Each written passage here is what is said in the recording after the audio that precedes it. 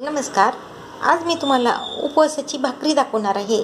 तर त्यासाठी लागणारे साहित्य आहे भगर, 1 चमचा साबुदाणा, भगर मी पाऊण वाटी घेतलेली आहे आणि 1 चमचा साबुदाणा घ्यायचा, मीठ आणि गरम पाणी करून घ्यायचं आहे आपल्याला. मी सध्या थंड घेतलेलं आहे, आपल्याला गरम करून घ्यायचं आहे.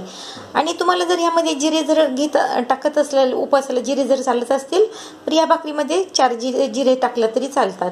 आता मी हे भगर आणि साबुदाणा जी आहे ते आपण मिक्सरमधून एकदम बारीक पावडर करून घेऊयात, म्हणजे त्याचं पीठच करून घेऊयात.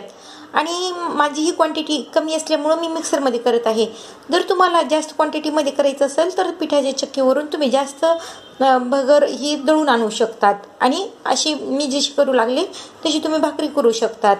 आणि भाकरीला पीठ लावण्यासाठी केळीचं पावडर, ड्राय केळीची पावडर किंवा तुम्ही शेंगाड्याचं पीठ किंवा ह्या भगरीचं पीठसुद्धा त्याला लावून घ्यायचं आहे.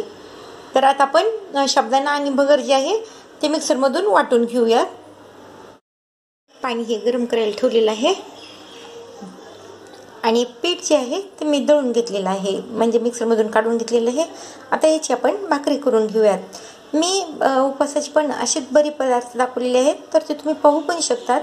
पण भाकरी ही उपवासाला चालते. आज आपण भाकरी करून घेऊयात. पीठ आणि ते साबुदाण्याचे पीठ आहे ते मळलेलं आहे आणि आता आपण भाकरी थापून घेऊयात आणि शेकून घेऊयात. आणि अशा प्रकारे ह्याची भाकरी आहेत ते करून घेऊयात. अशा प्रकारे आपण भाकरी टाकलेली आहे. आता ही भाकरी जी आहे ती शेकून घेऊयात. ह्याला पाणी लावून घ्यायचं आहे आणि भाकरी जी आहे ती आता आपण शेकून घेऊयात. अशा प्रकारे दुसरी बाजू पण जी आहे ती शेकून घेतलेली आहे.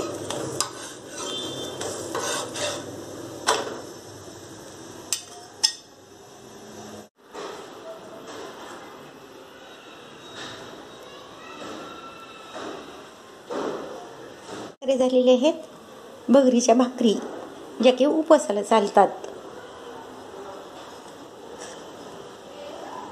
तर तुम्हाला जर हा व्हिडिओ आवडला असेल तर लाईक करा, शेअर करा, सबस्क्राईब करा आणि कमेंट्स करा. धन्यवाद.